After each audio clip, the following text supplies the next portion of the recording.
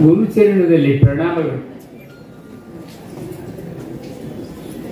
ಹನಿ ಮಳೆಯಲ್ಲಿ ಮಳೆಯಲ್ಲಷ್ಟೇ ಅಡ್ಡಾಡ್ತಿದ್ದಂತಹ ನಾನು ಈಗ ಸುರಿಮಳೆಗೆ ಸಿಕ್ಕಿದಂಗಾಗಿ ಕನ್ನಡ ಸಾಹಿತ್ಯ ಕ್ಷೇತ್ರದ ಅಂಗಳದಲ್ಲಿ ಒಂದು ಅಷ್ಟಿಷ್ಟು ಪರಿಚಾರಿಕೆ ಕೆಲಸ ಮಾಡ್ತಿದ್ದಂಥ ನನ್ನನ್ನ ಅಖಿಲ ಭಾರತ ಶರಣ ಸಾಹಿತ್ಯ ಪರಿಷತ್ತಿನ ಕನ್ನಡ ಸಾಹಿತ್ಯ ಸಮ್ಮೇಳನದ ಸರ್ವಾಧ್ಯಕ್ಷನಾಗಿ ಆರಿಸಿದ್ದಾರೆ.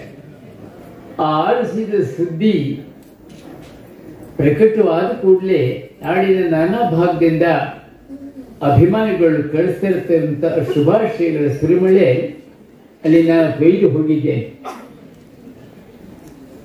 ಇಂಥ ಸಂದರ್ಭದಲ್ಲಿ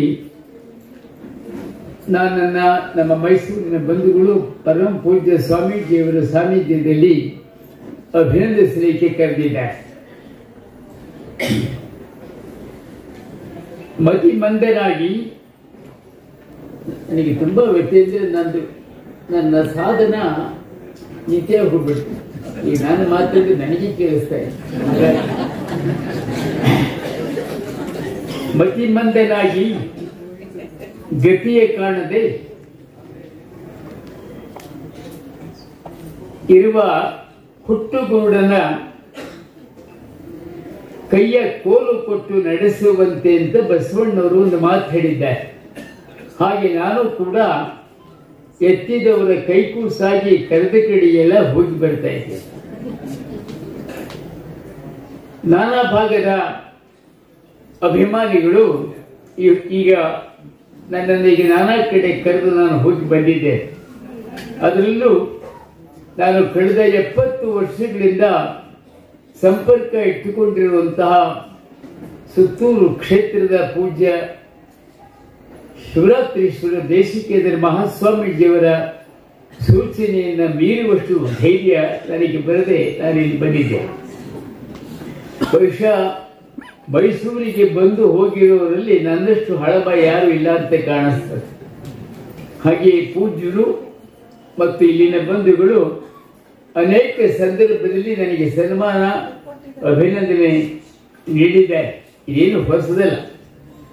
ಪೂಜ್ಯ ಜಗದ್ಗುರುಗಳ ಆಶಯದಂತೆ ಇಲ್ಲಿನ ಅಭಿನಂದನೆ ಕಾರ್ಯವನ್ನು ಸಂಘಟಿಸಿರ್ತಕ್ಕಂತಹ ಜಿಲ್ಲಾ ಶರಣ ಸಾಹಿತ್ಯ ಪರಿಷತ್ತು, ಜಿಲ್ಲಾ ಕನ್ನಡ ಸಾಹಿತ್ಯ ಪರಿಷತ್ತು ಮತ್ತು ಕದಲಿ ವೇದಿಕೆ, ಕನ್ನಡ ಸಾಹಿತ್ಯ ಕೂಟದ ಎಲ್ಲ ಅಧ್ಯಕ್ಷರಿಗೆ ನಾನು ಕೃತಜ್ಞತೆಯನ್ನು ಸಲ್ಲಿಸ್ತೇನೆ. ಈ ಅಭಿಮಾನದ ಈ ಸುರಿಮಳೆಯ ಸಂದರ್ಭದಲ್ಲಿ ನಾನು ಏನು ಮಾತಾಡಬೇಕು ಅನ್ನೋದು ಕೂಡ ನನಗೆ ಹೊಳಿತಾ ಇದೆ. ಅನುಭವದ ಒಂದು ಮಾತಿ, ನಗುಮುಖ ಇಲ್ಲದವರು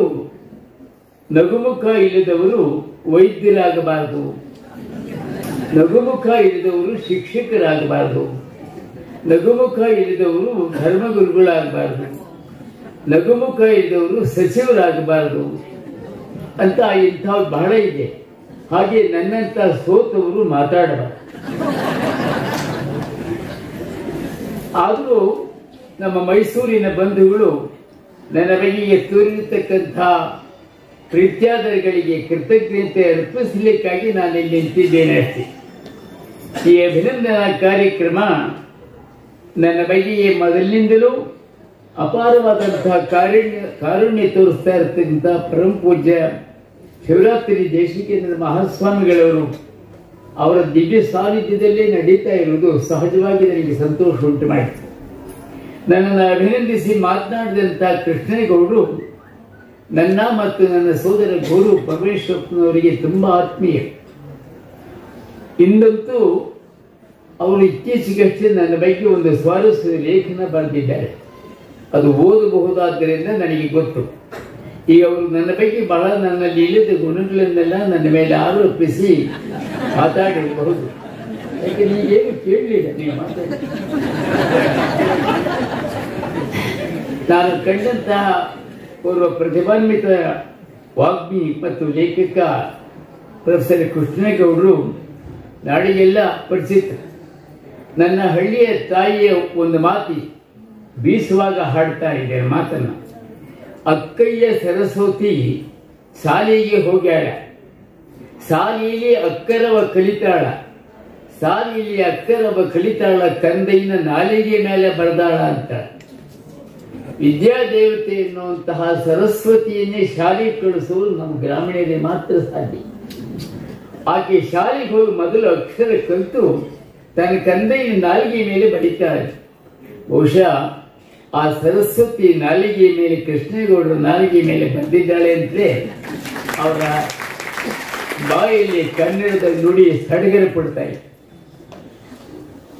ನಾಡಿದ್ದಿನಿಂದ ಮಂಡ್ಯದಲ್ಲಿ ನಡೆಯತಕ್ಕಂತಹ 3 ದಿನಗಳ ಅಖಿಲ ಭಾರತ ಕನ್ನಡ ಸಾಹಿತ್ಯ ಸಮ್ಮೇಳನದ ಅಧ್ಯಕ್ಷತೆಗೆ ನಮ್ಮ ಕನ್ನಡ ಸಾಹಿತ್ಯ ಪರಿಷತ್ತಿನ ಕಾರ್ಯ ಸಮಿತಿ ನನ್ನನ್ನು ಯಾಕೆ ಆರಿಸ್ತೋ ನನಗೆ ಗೊತ್ತಿಲ್ಲ.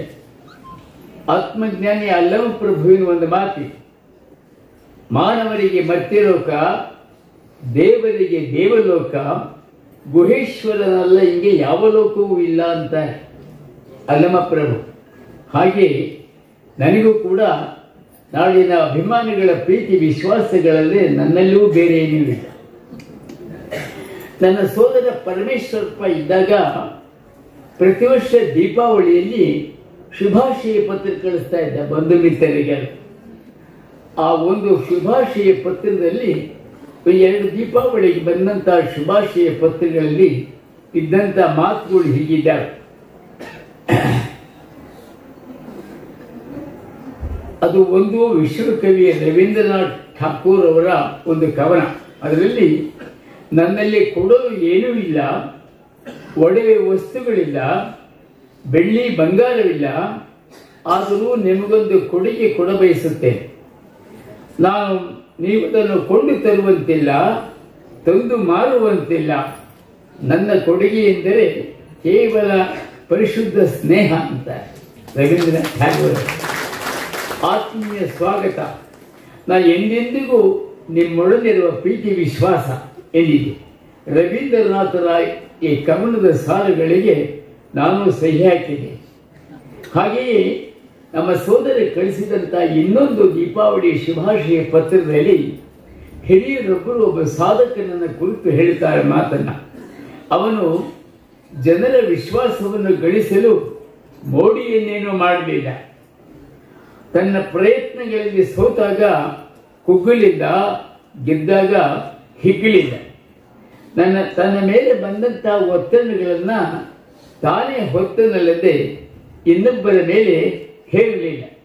ಎಂದೂ ಯಾವುದಕ್ಕೂ ಅವನು ಬೇಸರ ಪಟ್ಟುಕೊಳ್ಳಲಿಲ್ಲ, ಯಾರನ್ನು ದ್ವೇಷಿಸಲಿಲ್ಲ, ಎಲ್ಲರನ್ನೂ ಸಮಾನವಾಗಿ ಕಂಡ, ಪ್ರೀತಿಸಿದ. ಅವನು ಹೋದಡಿಯಲ್ಲೆಲ್ಲ ಅಭಿಮಾನದ ಹೊಳೆಯೇ ಹರಿಯಿತು. ಆ ಅಪರಿಚಿತರು ಕೂಡ ಅವರಿಗೆ ಆಪ್ತರಾದರು ಅನ್ನುವಂಥ ಮಾತಿದೆ.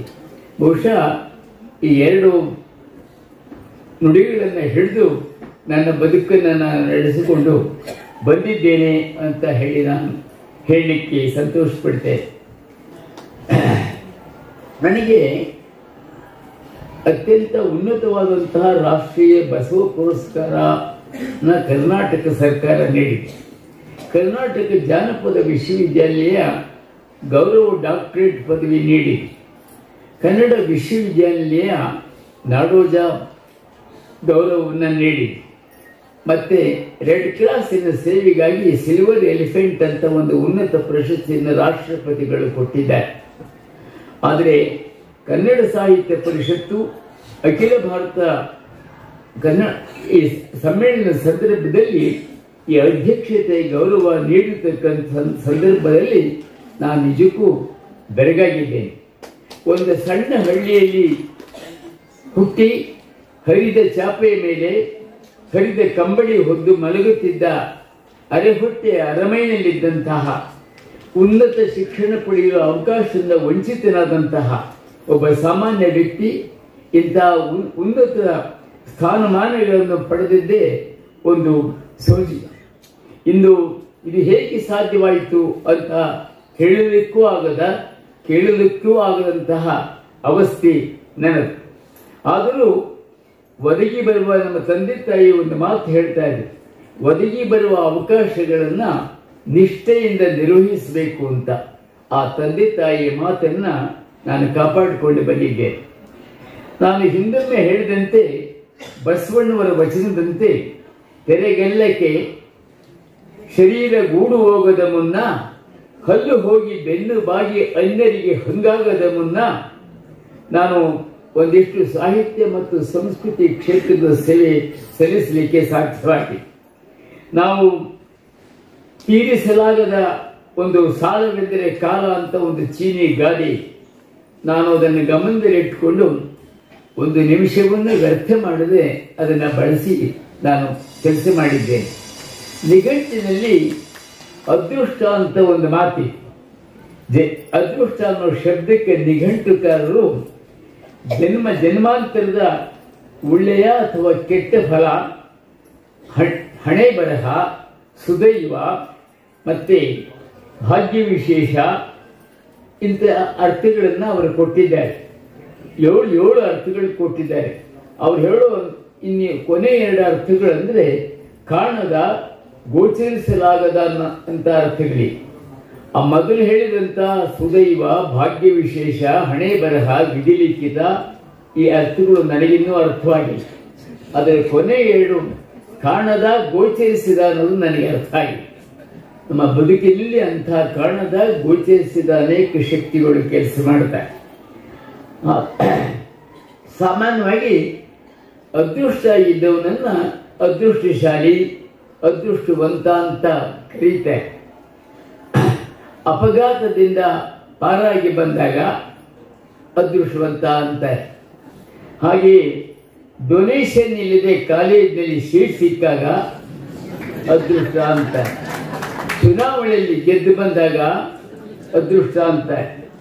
ಕಳೆದು ಹೋದಂತ ವಸ್ತು ಸಿಕ್ಕಿದಾಗ ಅದೃಷ್ಟ ಅಂತಾರೆ.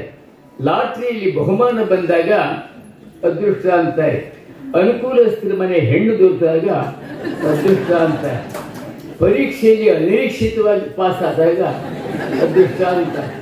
ಹಾಗೆ ಕಳ್ಳತನ ಮಾಡಿ ಯಾರ ಕೈಗೂ ಸಿಕ್ಕದೇ ಇದ್ದಾಗ ಅದೃಷ್ಟ ಅಂತಾರೆ.